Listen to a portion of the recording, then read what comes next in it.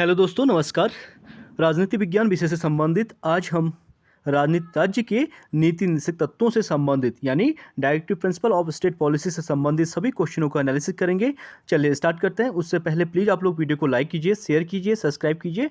आज का पहला क्वेश्चन है हमारा, निम्नलिखित में से राज्य के नीति निर्देशक तत्वों का कौन सा आर्टिकल राज्य को निर्देशित करता है कि वे उद्योगों के प्रबंधन में कामगारों की सहभागिता सुनिश्चित करें। मोस्ट इंपोर्टेंट क्वेश्चन है, ये श्रमिकों से संबंधित है। इसका राइट आंसर हो जाएगा आर्टिकल 43A में कामगारों यानी श्रमिकों की सहभागिता को सुनिश्चित करता है। आप देख सकते हैं भारतीय संविधान के भाग 4 में राज्य के नीति निर्देशक तत्व के उल्लेख किया गया है और आर्टिकल 43A राज्य को निर्देशित करता है कि वह उद्योगों के प्रबंधन में कामगारों यानी श्रमिकों की सहभागिता को सुनिश्चित करे। इस आर्टिकल को संविधान में 42वें संविधान संशोधन अधिनियम 1976 के द्वारा शामिल किया गया था। वहीं आर्टिकल 38 की बात करें तो राज्य लोक कल्याण की अभिवृद्धि के लिए जो सामाजिक व्यवस्था, ठीक है, जो कल्याणकारी योजनाएं जो गवर्नमेंट देती है वो आर्टिकल 38 के अंतर्गत देती है। और आर्टिकल 39A सामान्य न्याय और निःशुल्क विधिक सहायता, यानी ये राज्य का अधिकार है कि आपको समान रूप से कानून की जो निःशुल्क सहायता देना भी आर्टिकल 39A के अंतर्गत आता है। और आर्टिकल 45 की बात करें तो 6 वर्ष से कम आयु के बच्चों की बाल्यावस्था की देखरेख एवं शिक्षा के लिए प्रावधान करता है। अगला क्वेश्चन है हमारा, भारत के संविधान के किस भाग में राज्य के नीति तत्वों का वर्णन किया गया है? तो पार्ट कौन सा हो जाएगा? 4th, यानी सी इसका राइट आंसर हो जाएगा। आप देख सकते हैं संविधान के भाग 4 में आर्टिकल 36 यानी आर्टिकल 36 से 51 तक नीति निर्देशक तत्वों का वर्णन किया गया है। ये अपरिवर्तनीय होते हैं, अर्थात न्याय योग्य नहीं है। जिस प्रकार फंडामेंटल राइट्स का वायलेंस होने पर आपको सुप्रीम कोर्ट या हाई कोर्ट जा सकते हैं न्याय के लिए, तो DPSP जो है न्याय योग्य नहीं होते हैं। और नीति निर्देशक तत्वों का उद्देश्य कल्याणकारी राज्य की स्थापना करना होता है। अगला क्वेश्चन है हमारा, निम्नलिखित में से भारत के संविधान के किसमें पर्यावरण संरक्षण एवं संवर्धन एवं वन्य जीवन की रक्षा के प्रावधान पाए जाते हैं? मोस्ट इंपोर्टेंट आर्टिकल है, तो इसका राइट आंसर हो जाएगा सी, ए और बी दोनों। केवल राज्य के निश्चित तत्वों में या फिर केवल मूल कर्तव्यों में? तो इसमें मूल कर्तव्यों में भी और राज्य के निश्चित तत्वों में भी पर्यावरण संरक्षण और उसके संवर्धन की बात की गई है। आप देख सकते हैं भारत के संविधान के राज्य के नीति से तत्व तथा मूल कर्तव्यों में पर्यावरण का संरक्षण एवं संवर्धन तथा वन एवं वन्यजीव की रक्षा के प्रावधान किए गए हैं। और 42वें संविधान संशोधन 1976 के द्वारा संविधान में निर्देशक तत्वों के तहत article 48A most important article है। आर्टिकल 48A के अनुसार राज्य देश के पर्यावरण के संरक्षण और संवर्धन का काम करेगा और साथ ही वन्यजीवों की रक्षा का प्रयास करेगा। और आर्टिकल 51A, ठीक है, आर्टिकल 51A क्लॉज G के अनुसार प्राकृतिक पर्यावरण की जिसके अंतर्गत वन, झील, नदी एवं वन्यजीव आते हैं उनकी रक्षा करे और उनका संवर्धन करे तथा प्राणी मात्र के प्रति दयाभाव रखने का कर्तव्य निर्धारित किया गया है। और वर्तमान में बात करें तो फंडामेंटल ड्यूटी मौलिक कर्तव्य की संख्या 11 है।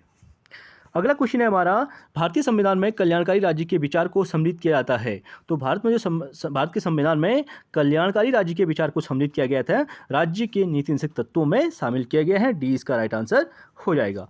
भारतीय संविधान के भाग 4 आर्टिकल 36 से 51 तक राज्य के नीति निर्देशक तत्वों का उल्लेख किया गया है। इसे आयरिश संविधान यानी जो नीति निर्देशक तत्व है हमारे, ये आयरिश संविधान से लिए गए हैं। और भारतीय संविधान निर्माताओं का लक्ष्य भारत में कल्याणकारी राज्य की स्थापना करना तथा इसीलिए उन्होंने नीति निर्देशक तत्वों को भारत के संविधान में समावेशित किया था। अगला क्वेश्चन है हमारा, राज्य के नीति निर्देशक तत्व सहज अध्ययन के लिए निम्न में से कौन से भागों में विभाजित किए जा सकते हैं? तो वो किए जा सकते हैं समाजवादी, उदार बौद्धिकवादी और गांधीवादी, यानी उपरोक्त सभी में विभाजित किए जा सकते हैं। इसलिए डी इसका राइट आंसर हो जाएगा। आप देख सकते हैं संविधान के आर्टिकल 36 to 51 राज्य के नीति निर्देशक तत्वों से संबंधित है। संविधान में नीति निर्देशक तत्वों की संकल्पना आयरलैंड के संविधान से ली गई है। मोस्ट इंपोर्टेंट है, इसे नोट डाउन करें, आयरलैंड के संविधान से ली गई है। और राज्य के नीति निर्देशक तत्व जो है केंद्र एवं राज्यों की सरकारों को संदर्भित ऐसे निर्देश हैं जो देश की शासन व्यवस्था में मूलभूत तत्व हैं। ये तत्व उन उद्देश्यों को प्रतिपादित करते हैं जो भारत के शासन का आधार हैं और भारत का संविधान भारत में आर्थिक, सामाजिक और राजनीतिक न्याय स्थापित करने का उद्देश्य रखता है। आप इसे भी नोट डाउन करें। यहाँ पे जो न्याय की बात की गई है, आर्थिक, सामाजिक और राजनीतिक न्याय की स्थापना की बात की गई है। ये निर्देशक तत्व जो होते हैं वो तो उसी उद्देश्य की पूर्ति के लिए राज्य का मार्गदर्शन करते हैं। तत्वों का मुख्य उद्देश्य जो है भारत में आर्थिक, सामाजिक, लोकतंत्र की रचना एवं कल्याणकारी राज्य की स्थापना करना होता है। अगला क्वेश्चन है हमारा, भारत के कल्याणकारी राज्य होने का विचार पाया जाता है। तो भारत के जो कल्याणकारी राज्य होने का जो विचार पाया जाता है, किसमें पाया जाता है? यानी ए और सी दोनों में, संविधान की प्रस्तावना में और राज्य के नीति निर्देशक तत्वों में। ए और सी इसका राइट आंसर हो जाएगा। आप देख सकते हैं भारतीय संविधान की प्रस्तावना यानी प्रिम्बल का उद्देश्य भारत में धर्मनिरपेक्ष, समाजवादी, लोकतंत्रात्मक गणराज्य की स्थापना तथा सबको न्याय, स्वतंत्रता एवं समानता प्रदान करना एवं बंधुत्व की भावना का विकास करना है। इस प्रकार प्रस्तावना में लोक कल्याणकारी राज्य की स्थापना करने का उद्देश्य हमारे संविधानवादियों ने स्पष्ट कर दिया है। और इसके अलावा राज्य के नीतिगत तत्वों के आर्टिकल 38 में भी कहा गया है कि राज्य लोक कल्याण की अभिवृद्धि के लिए सामाजिक व्यवस्था बनाएगा। अगले क्वेश्चन की बात करेंगे, भारत के संविधान में कल्याणकारी राज्य का आदर्श किसमें प्रतिस्थापित है? मोस्ट इंपोर्टेंट क्वेश्चन, ठीक है। कल्याणकारी राज्य का जो आदर्श वाक्य है ये राज्य के नीति निर्देशक तत्वों में प्रतिष्ठापित है, यानी बी इसका राइट आंसर हो जाएगा। आप देख सकते हैं कल्याणकारी राज्य की संकल्पना का समावेश भारतीय संविधान में राज्य के नीति निर्देशक तत्वों में सम्मिलित है। ये संविधान में भाग 4 के तहत आर्टिकल 36 से 51 तक वर्णित है। अगला क्वेश्चन है हमारा, कल्याणकारी राज्य का उद्देश्य है। तो कल्याणकारी राज्य का जो उद्देश्य होता है कमजोर वर्गों के कल्याण का प्रबंध करना होता है, यानी बी इसका राइट आंसर हो जाएगा। राज्य के नीतिगत तत्वों का उद्देश्य कल्याणकारी राज्य की स्थापना करना है। और नवंबर 1942 में वेवरिज रिपोर्ट, ठीक है, 1942 में जो वेवरिज रिपोर्ट आई थी ब्रिटेन में कल्याणकारी राज्य के स्वरूप को स्पष्ट किया गया था। इसमें गरीबी, बीमारी, निरक्षरता और नशाखोरी, अभाव जैसी कुरीतियों से निपटने के लिए राज्य की सक्रियता को आवश्यक माना गया था। इसी रिपोर्ट में कमजोर वर्गों के कल्याण का प्रबंध करना एवं राज्य का उद्देश्य माना गया था। अगला क्वेश्चन है हमारा, निम्नलिखित में से कौन एक राज्य के नीति सिद्धांतों का उद्देश्य नहीं है? तो पूछा गया है। तो आप देख सकते हैं एक कल्याणकारी राज्य की स्थापना करना बिल्कुल राइट हो जाएगा। सामाजिक आर्थिक न्याय को सुनिश्चित करना बिल्कुल राइट हो जाएगा। एक धार्मिक राज्य की स्थापना करना ये रॉन्ग हो जाएगा, ठीक है। धार्मिक राज्य की स्थापना करना इसमें नहीं है। एक धर्मनिरपेक्ष राज्य की स्थापना करना, धर्मनिरपेक्ष का मतलब है सभी धर्मों को समान भाव से देखना, पर्टिकुलर धर्म राज्य की स्थापना करना ये इसमें उल्लेख नहीं किया गया है। यानी नीति निर्देशक सिद्धांत का उद्देश्य धार्मिक राज्य की स्थापना करना नहीं बल्कि धर्मनिरपेक्ष राज्य की स्थापना करना है। अगला है हमारा, समान कार्य के लिए समान वेतन। मोस्ट इंपोर्टेंट क्वेश्चन, समान कार्य के लिए समान वेतन भारत के संविधान में सुनिश्चित किया गया है। किसमें किया गया है? राज्य के नीति निर्देशक सिद्धांतों का अंग है और इसी में इसको सुनिश्चित किया गया है, यानी बी इसका राइट आंसर हो जाएगा। आप देख सकते हैं समान कार्य के लिए समान वेतन राज्य के नीति से तत्वों में उल्लेखित है। आर्टिकल 39 घ में उपबंधित है कि राज्य अपनी नीति का इस प्रकार संचालन करेगा कि सुनिश्चित रूप से सभी पुरुषों तथा स्त्रियों को समान कार्य के लिए समान वेतन प्राप्त हो। अगला क्वेश्चन है हमारा, समान कार्य के लिए समान वेतन है तो किससे है? आर्थिक अधिकार के लिए विधिक मांग है, ठीक है। ये आर्थिक अधिकारों से संबंधित है और ये कानूनी मांग है। आर्थिक अधिकारों के लिए विधिक मांग है यानी कानूनी मांग है। समान कार्य के लिए समान वेतन मूलतः आर्थिक अधिकारों के लिए विधिक मांग है। लिंग के आधार पर वेतन की विसंगतियों को दूर करने के लिए, ठीक है, पार्ट 4 में नीति निर्देशक सिद्धांतों के अंतर्गत आर्टिकल 39D में राज्य के ऊपर यह विधिक दायित्व डाला गया है। अतः समान कार्य के लिए समान वेतन आर्थिक अधिकार के लिए विधिक मांग है यानी कानूनी मांग है। इस उद्देश्य को पूरा करने के लिए केंद्र सरकार द्वारा समान पारिश्रमिक अधिनियम 1976 लागू किया गया है। अगला क्वेश्चन है हमारा, निम्नलिखित में से कौन सा राज्य की नीति से तत्वों में निहित है? तो इसका राइट आंसर हो जाएगा पुरुषों और स्त्रियों दोनों का समान कार्य के लिए समान वेतन जो है राज्य के नीति निर्देशक तत्वों में निहित है। अपराधों के लिए दोष सिद्धि के संबंध में संरक्षण ये मौलिक अधिकार है। प्राण एवं दैहिक स्वतंत्रता का अधिकार भी जो है मौलिक अधिकार है। और अल्पसंख्यक वर्गों के हितों का संरक्षण जो है ये भी फंडामेंटल राइट्स के अंतर्गत आता है। और डी जो है पुरुषों एवं स्त्रियों में समान कार्य के लिए समान वेतन जो है आर्टिकल जो है किसमें आता है? नीति निर्देशक तत्व के अंतर्गत आता है यानी 43A में। अगला क्वेश्चन है, निम्नलिखित में से कौन एक नीति निर्देशक तत्व है? तो नीति निषेध तत्व की बात करेंगे, प्रेस की स्वतंत्रता फंडामेंटल राइट्स के अंतर्गत आता है, धर्म की स्वतंत्रता आर्टिकल 25 से 28 के अंतर्गत आता है, और विधि के समक्ष समानता की बात आर्टिकल 14 में की गई है। इसलिए समान कानूनी संहिता की बात आर्टिकल 44 यानी जो डीपीएसपी के अंतर्गत आता है, राज्य के नीति निषेध तत्व के अंतर्गत आता है समान कानूनी संहिता, यानी ए इसका राइट आंसर हो जाएगा। आप देख सकते हैं आर्टिकल 44 के अनुसार राज्य भारत के समस्त राज्य क्षेत्र में नागरिकों के लिए एक समान कानूनी संहिता प्राप्त करने का प्रयास करेगा। यह राज्य का नीति तत्व है। और प्रेस की स्वतंत्रता आर्टिकल 19, धर्म की स्वतंत्रता आर्टिकल 25 और अनुच्छेद 14, ठीक है, विधि के समक्ष समता मूल अधिकार है। अगला क्वेश्चन है हमारा, निम्न में से कौन एक राज्य के नीति निषेध सिद्धांतों में सम्मिलित है? तो नीति निषेध सिद्धांतों में जो सम्मिलित है, राज्य देश के पर्यावरण के संरक्षण तथा संवर्धन का प्रयास करेगा। ए बिल्कुल राइट आंसर हो जाएगा। और राज्य किसी व्यक्ति को कानून के समक्ष समानता, ये मौलिक अधिकार है। राज्य किसी व्यक्ति को उसके धर्म, कुल, जाति और लिंग अथवा जन्म स्थान के आधार पर विभेद नहीं करेगा, ये भी मौलिक अधिकार है। और अस्पृश्यता का जो अंत है वो आर्टिकल 17 में है, और ये भी जो है मौलिक अधिकार है। आप देख सकते हैं 42A संविधान संशोधन 1976 द्वारा राज्य के नीति निषेध तत्वों में आर्टिकल 48A एक नया आर्टिकल जोड़ा गया है, जिसके अंतर्गत यह निर्धारित किया गया है कि पर्यावरण का संरक्षण तथा संवर्धन और वन तथा वन्य जीवों का संरक्षण जो है ये राज्य का क्या होगा, कर्तव्य होगा। अगला क्वेश्चन है, पर्यावरण और वनों के संरक्षण हेतु भारतीय संविधान के किस भाग में प्रावधान किए गए हैं? तो इसका राइट आंसर हो जाएगा राज्य के नीति निषेध सिद्धांतों में, ठीक है। और आर्टिकल 51A जहाँ पर मौलिक कर्तव्यों की बात की गई है, ठीक है, जो मूल कर्तव्यों में भी किया गया है और राज्य के नीति निषेध सिद्धांतों में भी किया गया है, इसलिए इसका राइट आंसर बी और सी दोनों हो जाएगा। आप इसका एक्सप्लेनेशन रीड कर सकते हैं। पर्यावरण और वनों के संरक्षण हेतु भारतीय संविधान के राज्य के नीति निषेध सिद्धांतों में आर्टिकल 48 क में प्रावधान है। इसके साथ ही नागरिकों के कर्तव्यों के रूप में भी इसे आर्टिकल 51A में शामिल किया गया है। अगला क्वेश्चन है हमारा, निम्नलिखित में से राज्य के नीति निषेध सिद्धांतों के विषय की पहचान कीजिए। तो राज्य के नीति सिद्धांतों की पहचान करेंगे तो इसका राइट आंसर हो जाएगा सी, केवल एक मद्य निषेध का जो प्रावधान है वो नीति निषेध तत्वों में आता है। बाकी फैक्ट्रियों एवं खानों में बाल श्रम का निषेध जो है ये भी आर्टिकल 24 में आता है, शोषण के विरुद्ध अधिकार के अंतर्गत। और बेगार अथवा बलात् श्रम भी जो है मौलिक अधिकार के अंतर्गत आता है 23 के अंतर्गत। और अस्पृश्यता का अंत जो है आर्टिकल 17 के अंतर्गत आता है, इसलिए ये भी मौलिक अधिकार हो जाएगा। आप देख सकते हैं संविधान के पार्ट 4 में आर्टिकल 36 से 51 तक राज्य के नीति से सिद्धांतों का वर्णन किया गया है। और आर्टिकल 47 राज्य को निर्देश देता है कि राज्य अपने लोगों के पोषाहार स्तर और जीवन स्तर को ऊंचा करने और राज्य विशिष्ट या मादक पेयों और स्वास्थ्य के लिए हानिकारक औषधियों के प्रयोग का प्रतिषेध का प्रयास करेगा। ये आर्टिकल 47 तक इसमें वर्णन किया गया है। अगला क्वेश्चन है हमारा, इनमें से कौन राज्य के नीति निषेध सिद्धांतों यानी डायरेक्टिव प्रिंसिपल में सम्मिलित नहीं है?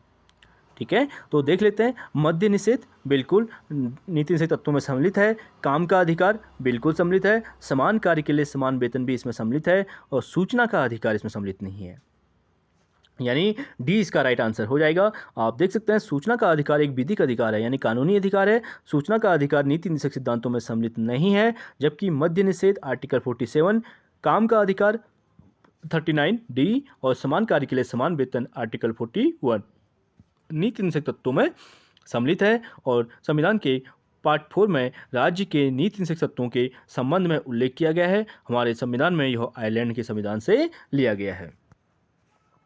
अगले क्वेश्चन की बात करेंगे, राज्य के नीति निषेध सिद्धांतों में निम्न में से किसके बारे में संविधान शांत है? तो किसके बारे में है? प्रौढ़ शिक्षा के बारे में, ठीक है। कामगारों की निर्वाह की मजदूरी के बारे में उल्लेख किया गया है। गरीबों को निःशुल्क विधिक सहायता की बात बिल्कुल राइट है। और बालकों को प्रारंभिक शिक्षा जब तक वह 6 वर्ष की आयु यानी आर्टिकल 45 में इसका वर्णन किया गया है। इसलिए प्रौढ़ शिक्षा की बात कहीं भी नहीं की गई है, इसलिए ये इसमें रॉन्ग हो जाएगा, यानी ए इसका राइट आंसर हो जाएगा। अगले क्वेश्चन की बात करेंगे, आप देख सकते हैं प्रौढ़ शिक्षा का जो उल्लेख सिद्धांतों में नहीं है, बाकी सभी का वर्णन किया गया है। अगला क्वेश्चन है, निम्न में से कौन एक राज्य के नीति निषेध तत्वों में सम्मिलित नहीं है? ठीक है, यह नहीं है पूछ रहा है। राज्य सुनिश्चित करने का प्रयास करेगा कि अस्पृश्यता उन्मूलन, ठीक है। अस्पृश्यता उन्मूलन आर्टिकल 7 फंडामेंटल राइट्स यानी मौलिक अधिकार के अंतर्गत आता है, इसलिए सी इसका राइट आंसर हो जाएगा। बाकी पुरुष महिलाओं को समान कार्य के लिए समान वेतन, जीविकोपार्जन हेतु पर्याप्त साधनों का समान अधिकार और काम हेतु न्यायसंगत और मानवोचित दशाओं में रहने का जो अधिकार है, ये नीति निषेध तत्वों के अंतर्गत आता है। सी इसमें नहीं आता है। आप देख सकते हैं अस्पृश्यता उन्मूलन मुख्यतः मौलिक अधिकार का विषय है, जिसका विवरण आर्टिकल 17 में आता है और आर्टिकल 17 अस्पृश्यता की अंत की बात करता है। अगला है हमारा, निम्नलिखित में से कौन एक राज्य का नीति निषेध तत्व नहीं है? तो पूछा गया है कौन नहीं हो जाएगा। मद्य निषेध बिल्कुल राइट हो जाएगा, गौ संरक्षण भी हो जाएगा, पर्यावरण संरक्षण भी हो जाएगा। ठीक है।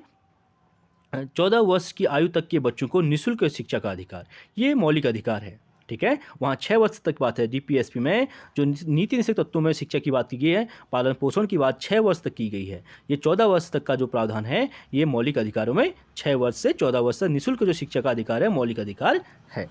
आप देख सकते हैं आर्टिकल 45 के अनुसार राज्य संविधान के प्रारंभ से 10 वर्ष के भीतर सभी बालकों को 14 वर्ष की आयु पूरी करने तथा निःशुल्क और अनिवार्य शिक्षा देने का उपबंध करने का प्रयास करेगा। और परंतु 86वें संविधान संशोधन अधिनियम 2002 के द्वारा इसे आर्टिकल 21A के अंतर्गत मूल अधिकारों की श्रेणी में शामिल कर दिया गया है। अगला क्वेश्चन है हमारा, निम्नलिखित में से कौन एक राज्य के नीति निषेध तत्वों में सम्मिलित नहीं है? तो कौन नहीं है? धर्म को अबाध रूप से मानने, आचरण तथा प्रचार की स्वतंत्रता, ये नीति निषेध तत्व को सम्मिलित नहीं है, क्योंकि धर्म की बात जो की गई है वो आर्टिकल 25 से 28 में 25 से 28 के बीच की गई है, इसलिए ये मौलिक अधिकार है, ये नीति निषेध तत्व का भाग नहीं है। बाकी तीनों समान न्याय और निःशुल्क विधिक सहायता, कामगारों के लिए जीवन निर्वाह की मजदूरी और वनों और वन्यजीव की रक्षा का प्रावधान नीति निषेध तत्वों में किया गया है। आप इसे देख सकते हैं। आर्टिकल 39A समान न्याय और निःशुल्क विधिक सहायता की बात करता है। आर्टिकल 43, ठीक है, श्रमिकों यानी निर्वाह मजदूरी और कर्मकार के लिए विशिष्ट जीवन स्तर सुनिश्चित करने के लिए काम देने का प्रावधान करता है। और आर्टिकल 48A पर्यावरण का संरक्षण और वन्य जीवों की सुरक्षा की बात इसमें की गई है। अगला क्वेश्चन है हमारा, संविधान के 42वें संशोधन द्वारा राज्य के नीति निषेध सिद्धांतों के अध्याय में कुछ निर्देश जोड़े गए हैं, ये निर्देश नहीं हैं। तो कौन से नहीं हैं? विशेष परिस्थितियों में बाल श्रम का समर्थन। ठीक है, तो बाल श्रम का समर्थन भी मौलिक अधिकारों का संबंध है इससे, या न कि नीति निषेध तत्वों से। इसलिए समान न्याय, निःशुल्क कानूनी सहायता, प्रबंध में मजदूरों की भागीदारी, वन्य जीवन सुरक्षा मौलिक अधिकारों से संबंधित है। विशेष परिस्थितियों में बाल श्रम का जो समर्थन किया गया है वो नीति निषेध तत्वों में किया गया है। अगले क्वेश्चन की बात करेंगे, निम्न में से कौन राज्य के नीति निषेध तत्व से संबंधित नहीं है? ठीक है, तो कौन नहीं है? तो देख लेते हैं। समान न्याय, निःशुल्क विधिक सहायता बिल्कुल राइट हो जाएगा। नागरिकों के लिए समान कानूनी संहिता की बात बिल्कुल राइट हो जाएगा। कार्यपालिका से न्यायपालिका का पृथक्करण आर्टिकल 50 है, ये भी डीपीएसपी के अंतर्गत आता है, बिल्कुल राइट हो जाएगा। राजकीय नियुक्तियों में भेदभाव का निषेध का प्रावधान किसमें किया गया है? लोक नियोजन में अवसर की समानता यानी आर्टिकल 16, तो इसलिए यह मौलिक अधिकार से संबंधित है। डी इसमें रॉन्ग हो जाएगा। आप देख सकते हैं समान न्याय और निःशुल्क विधिक सहायता आर्टिकल 39A नागरिकों के लिए समान कानूनी संहिता की बात करता है और 44 के अंतर्गत कार्यपालिका से न्यायपालिका जो पृथक्करण है आर्टिकल 50 के अंतर्गत बात करता है। इसीलिए जब राजकीय नियुक्तियों में भेदभाव की निषेध का वर्णन आता है तो मौलिक अधिकार में आर्टिकल 16 में किया गया है। तो प्लीज़ आप लोग वीडियो को लाइक जरूर कीजिए और साथ ही शेयर करें। अगले क्वेश्चन की बात करेंगे, निम्नलिखित में से एक भारतीय संविधान के अंतर्गत राज्य का नीति निषेध तत्व नहीं है। तो कौन नहीं होगा? लोक कल्याण में अभिवृद्धि करना बिल्कुल राइट हो जाएगा। एक रूप सिविल संहिता प्राप्त करना, ठीक है, कॉमन सिविल कोड की मांग कर रहा है, जो वर्तमान में इंडिया के एकमात्र स्टेट गोवा में लागू है आर्टिकल 44 के अनुसार। और अगला है अंतर्राष्ट्रीय शांति की अभिवृद्धि करना। तो अंतर्राष्ट्रीय शांति की बात आर्टिकल 51 में की गई है। ये तीनों किससे संबंधित है? राज्य के नीति तत्व से संबंधित है। युवकों को रोजगार देना जो है ये इससे संबंधित नहीं है, इसलिए डी वाला रॉन्ग हो जाएगा। अगला क्वेश्चन है हमारा, भारतीय संविधान का कौन सा भाग अंतर्राष्ट्रीय शांति और सुरक्षा के प्रति राज्य के उत्तरदायित्व का उल्लेख करता है? तो मोस्ट इंपोर्टेंट क्वेश्चन है, अंतर्राष्ट्रीय शांति और सुरक्षा की बात कर रहा है, तो इसका राइट आंसर हो जाएगा राज्य के नीति के निर्देशक सिद्धांतों के वर्णित है, यानी आर्टिकल 51 में। आप देख सकते हैं भारतीय संविधान के पार्ट 4 में राज्य के नीति निर्देशक सिद्धांतों के अंतर्गत आर्टिकल 51 में यह प्रावधान किया गया है कि राज्य अंतर्राष्ट्रीय शांति और सुरक्षा की अभिवृद्धि तथा राष्ट्रों के बीच न्यायसंगत और सम्मानपूर्ण संबंधों को बनाए रखने का काम करेगा। संगठित लोगों के एक दूसरे से व्यवहारों में अंतर्राष्ट्रीय विधि, संधि, बाध्यताओं के प्रति आदर बढ़ाने का और अंतर्राष्ट्रीय विवादों को मध्यस्थता के द्वारा निपटारे के लिए प्रोत्साहन देने का प्रयास करेगा। अगला क्वेश्चन है, भारत में निम्नलिखित में से किसके अंतर्गत पंचायती राज प्रणाली की व्यवस्था की गई है? तो जो पंचायती राज प्रणाली की व्यवस्था की गई है, राज्य के नीति निर्देशक सिद्धांतों के अंतर्गत की गई है, यानी सी इसका राइट आंसर हो जाएगा। मौलिक अधिकार, मौलिक कर्तव्य और चुनाव आयोग का अधिनियम इससे संबंधित नहीं है। आप देख सकते हैं भारतीय संविधान में राज्य के नीति निर्देशक सिद्धांतों का वर्णन जो है आर्टिकल 40 यानी अनुच्छेद 40 में प्रावधान है कि राज्य ग्राम पंचायतों के संगठन के लिए कदम उठाएगा तथा इनको स्वायत्त शासन की इकाइयों के रूप में कार्य करने के लिए शक्तियां एवं प्राधिकार प्रदान करेगा। अगला है हमारा, निम्नलिखित में से कौन सा एक नीति निर्देशक तत्व गांधी के दर्शन से मिलता है? तो गांधीवादी दर्शन से जो मिलता है वो ग्राम पंचायतों को मजबूत करना। ठीक है, गांधी हमेशा कहते थे ग्राम पंचायतों को मजबूत करने की बात करते थे, इसीलिए ये ग्राम पंचायतों को मजबूत करना ये गांधीवादी दर्शन से संबंधित है, इसलिए सी इसका राइट आंसर हो जाएगा। आप देख सकते हैं आर्टिकल 40 यानी अनुच्छेद 40 में ग्राम पंचायतों के संगठन पर गांधी दर्शन का प्रभाव स्पष्ट रूप से देखा जा सकता है। अगला क्वेश्चन है हमारा कथन और कारण से संबंधित, तो इसे देखते हैं। राज्य के नीति निर्देशक सिद्धांत धर्मोपदेश के अतिरिक्त कुछ नहीं है और वे राज्य को कोई भी विधायी शक्ति प्रदान नहीं करते हैं। ठीक है, तो इसमें जो है ए सही है। राज्य के नीति निर्देशक सिद्धांत जो है धर्मोपदेश के अतिरिक्त कुछ नहीं है, बिल्कुल राइट हो जाएगा। लेकिन वे राज्य को कोई विधायी शक्ति प्रदान नहीं करते हैं, ये रॉन्ग हो जाएगा। ठीक है, यानी कथन सही है और कारण क्या है इसका गलत है, क्योंकि संविधान के भाग 4 में आर्टिकल 37 के अनुसार नीति निर्देशक तत्वों को लागू करना राज्य का क्या है, कर्तव्य है, परंतु इसे लागू करने के लिए न्यायालयों द्वारा राज्य को बाध्य नहीं किया जा सकता, अतः एक प्रकार से यह धर्मोपदेश के समान है। फिर भी नीति निर्देशक तत्व राज्य को विधायी शक्ति प्रदान करते हैं, यद्यपि राज्य को इस विधायी शक्ति को प्रयोग लागू करने के लिए बाध्य नहीं किया जा सकता है। अगला है हमारा, भारतीय संविधान में राज्य के नीति निर्देशक सिद्धांत कौन कौन से हैं? तो देख लेते हैं। उपरोक्त तीनों हो जाएंगे, इसमें डी इसका राइट आंसर हो जाएगा, क्योंकि देश के शासन में मूलभूत महत्व रखते हैं, महत्व के हैं और न्यायालयों द्वारा लागू नहीं कराए जा सकते हैं। राज्य का कर्तव्य है कि विधि निर्माण में उनका सम्मान करे, इसीलिए ये तीनों स्टेटमेंट राइट हो जाएंगे। आप देख सकते हैं नीति निर्देशक तत्व संविधान के भाग 4 में आर्टिकल 36 से 51 तक वर्णित हैं। इन्हें लागू करने के लिए न्यायालय सरकार को बाध्य नहीं कर सकती है, परंतु यह देश के शासन में मूलभूत महत्व के हैं तथा यह राज्य का कर्तव्य है कि विधि निर्माण में उनका सम्मान करे।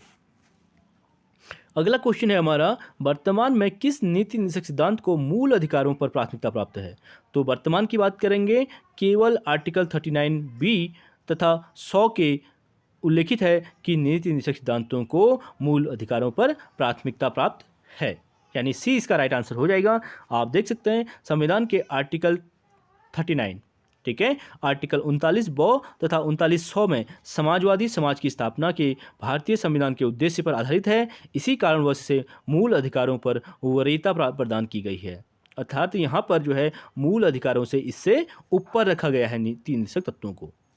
अगला क्वेश्चन है हमारा, राज्य के नीति निर्देशक तत्व को सामाजिक क्रांति का दस्तावेज भी कहा जाता है। संविधान का कौन सा अनुच्छेद इसकी ओर इंगित करता है? मोस्ट इंपोर्टेंट क्वेश्चन है। तो सामाजिक क्रांति का दस्तावेज आर्टिकल 38 को कहा जाता है, यानी ए इसका राइट आंसर हो जाएगा। आप देख सकते हैं आर्टिकल 38 क्या कहता है कि आर्टिकल 38 कहता है कि नीति निर्देशक तत्व का वर्णन संविधान के भाग 4 में आर्टिकल 36 से 51 में किया गया है और आर्टिकल 38 में राज्य के द्वारा ऐसी सामाजिक व्यवस्था के निर्माण का उल्लेख है जिसमें सामाजिक, आर्थिक और राजनीतिक न्याय के साथ साथ प्रतिष्ठा, सुविधा, अवसरों व सामाजिक आर्थिक समानता को स्थापित करने का उल्लेख है। यह अनुच्छेद नीति निर्देशक तत्व के संबंध में सामाजिक क्रांति का दस्तावेज कथन को पुष्ट करता है। अगले क्वेश्चन की बात करेंगे, निम्नलिखित में से कौन एक गलत है? ठीक है, तो इसमें रॉन्ग पूछा गया है, तो देख लेते हैं। मूल कर्तव्य मौलिक अधिकारों का हिस्सा है। ठीक है, मूल कर्तव्य मौलिक अधिकारों का हिस्सा नहीं है और मूल कर्तव्य मौलिक अधिकारों का भाग नहीं है, बिल्कुल राइट हो जाएगा बी वाला। और भारतीय संविधान के भाग 4 में मौलिक कर्तव्य गिनाए गए हैं। ठीक है। तो यहाँ पे जो है भारतीय संविधान के भाग 4 में, भाग 4 क में बिल्कुल राइट हो जाएगा। भाग 4 क में मौलिक कर्तव्य हैं और आर्टिकल 51 ए प्रत्येक भारतीय नागरिक के 10 कर्तव्यों की व्याख्या करता है। तो इसमें ए और डी रॉन्ग हो जाएगा, क्योंकि मौलिक कर्तव्य जो है, मूल कर्तव्य जो है मौलिक अधिकारों का हिस्सा नहीं है, इसमें है दिया गया है। और आर्टिकल 51 ए प्रत्येक भारतीय नागरिक के 10 मौलिक कर्तव्यों की व्याख्या करता है, जबकि वर्तमान में मौलिक कर्तव्यों की संख्या कितनी है? 11 है। इसीलिए ए और डी इसमें रॉन्ग हो जाएगा। आप देख सकते हैं मौलिक कर्तव्य यानी मूल कर्तव्य जो भारतीय संविधान के भाग 4 क में उल्लिखित हैं और मूल कर्तव्यों की संख्या 42वें संविधान संशोधन 1976 में 51 को जोड़कर किया गया है, जबकि मूल अधिकार भाग 3 के अंतर्गत 12 से 35 में शामिल किए गए हैं। और 86वें संविधान संशोधन 2002 के पश्चात मूल कर्तव्यों की संख्या 11 हो गई है। अगला क्वेश्चन है हमारा, निम्नलिखित में से किसने नीति निषेध तत्वों को ऐसा चेक बताया जिसका भुगतान बैंक की सुविधा पर निर्भर करता है? मोस्ट इंपोर्टेंट क्वेश्चन है, बहुत बार एग्जाम में पीजीटी में और नेट में पूछा गया है। तो बैंक जिसका भुगतान अपनी सुविधा के अनुसार करता है, ये केटी शाह के द्वारा कहा गया था, यानी डी इसका राइट आंसर हो जाएगा। आप देख सकते हैं यूपीपीसीएस प्री में 4 में 7 में 2000 में बार बार पूछा गया क्वेश्चन है। अगले क्वेश्चन की बात करेंगे, आप उससे पहले इसका एक्सप्लेनेशन देख सकते हैं। केटी शाह ने नीति निषेध तत्वों को आर्टिकल 36 से 51 में वर्णित को एक ऐसा चेक बताया जिसका भुगतान बैंक की सुविधा पर निर्भर है। और ध्यातव्य है कि नीति निषेध तत्व न्यायालय में प्रवर्तन योग्य नहीं है, अर्थात न्यायालय इसे लागू करने के लिए कार्यपालिका को बाध्य नहीं कर सकता है। सर आइवर जेनिंग्स ने भी कहा है, ये तो पुण्य आत्मा लोगों की महत्वाकांक्षा मात्र है। अगले क्वेश्चन की बात करेंगे, राज्य के नीति से तत्व संविधान की आत्मा है जो संविधान के सामाजिक दर्शन को समाविष्ट करते हैं। उपरोक्त कथन किसका है? तो उपरोक्त कथन जो है ग्रेनविले ऑस्टिन का है, यानी डी इसका राइट आंसर हो जाएगा। आप देख सकते हैं ऑस्टिन को, राज्य के नीति निषेध तत्व के बारे में ग्रेनविले ऑस्टिन ने कहा है कि राज्य के नीति निषेध तत्व संविधान की आत्मा है और जो संविधान के सामाजिक दर्शन को समाविष्ट करते हैं। अगला क्वेश्चन है हमारा, मनरेगा कार्यक्रम निम्नलिखित में से भारतीय संविधान के किस अनुच्छेद को लागू करने के हेतु लाया गया है? मोस्ट इंपोर्टेंट क्वेश्चन है और जो मनरेगा से संबंधित है। तो मनरेगा जो कार्यक्रम है आर्टिकल 43 यानी अनुच्छेद 43 के अंतर्गत आता है। ए इसका राइट आंसर हो जाएगा। आप देख सकते हैं अनुच्छेद 43 के अनुसार राज्य कोई अधिनियम या विधि बनाकर कर्मचारी या कर्मकारों के लिए न्यूनतम मजदूरी सुनिश्चित करेगा। और आर्टिकल 43 के कार्यान्वयन हेतु यूपीए सरकार ने फरवरी 2005 में राष्ट्रीय ग्रामीण रोजगार गारंटी अधिनियम एक वैधानिक अधिकार लागू किया, जिसके अंतर्गत रोजगार एवं न्यूनतम मजदूरी की वैधानिक गारंटी दी गई है। अगला है हमारा, संविधान के अंतर्गत काम का अधिकार कहाँ पाया जा सकता है? तो संविधान के अंतर्गत जो काम पाने का अधिकार, ठीक है, वो राज्य के नीति निषेध सिद्धांतों में ही इसका वर्णन किया गया है आर्टिकल 43 में। आप देख सकते हैं भारतीय संविधान के आर्टिकल 41, ठीक है, 41 भी काम पाने का अधिकार में निहित है। इसके तहत राज्य को अपनी क्षमता और विकास की सीमाओं के अंदर प्रत्येक आदमी के लिए काम पाने के अधिकार को प्राप्त करने की अपेक्षा की गई है। अगला क्वेश्चन है हमारा, लोक सेवाओं में न्यायपालिका का कार्यपालिका से पृथक्करण सम्मिलित है? तो लोक सेवाओं में जो न्यायपालिका का कार्यपालिका से पृथक्करण जो है राज्य के नीति निषेध सिद्धांतों में ही सम्मिलित है। बी इसका राइट आंसर हो जाएगा।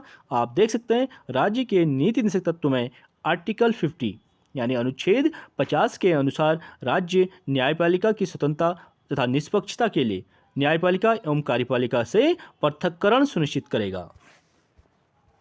अगला क्वेश्चन है हमारा, कौन सा नीति निषेध तत्व अभी तक कार्यान्वयन नहीं किया जा सका है? ठीक है, तो इसका राइट आंसर हो जाएगा डी, मद्य निषेध का कार्यान्वयन, यानी जो शराबबंदी का पूर्ण रूप से लागू करना, ये इस अभी तक लागू नहीं हो पाया है। आप देख सकते हैं भारतीय संविधान के आर्टिकल 47 के अनुसार राज्य व्यक्तियों के जीवन स्तर को ऊंचा उठाने का प्रयास करेगा तथा मादक पेय के उपभोग का प्रतिषेध करेगा। वर्तमान में इसमें बिल्कुल प्रतिषेध नहीं है, इसीलिए इसको लागू नहीं किया जा सका है। इस दिशा में भारत सरकार एवं राज्य सरकार ने कोई प्रभावकारी कदम नहीं उठाया है। हालांकि गुजरात और बिहार राज्य ने मादक पेय पदार्थ पर पूर्ण रूप से प्रतिबंध लगाकर इस दिशा में प्रयास की ओर कदम बढ़ाया है। अगला क्वेश्चन है हमारा, भारतीय संविधान में वर्णित राज्य के नीति निषेध सिद्धांतों के अंतर्गत किस अनुच्छेद में पर्यावरण विकास एवं वन संरक्षण को सम्मिलित किया गया है? तो इसका राइट आंसर हो जाएगा आर्टिकल 48A।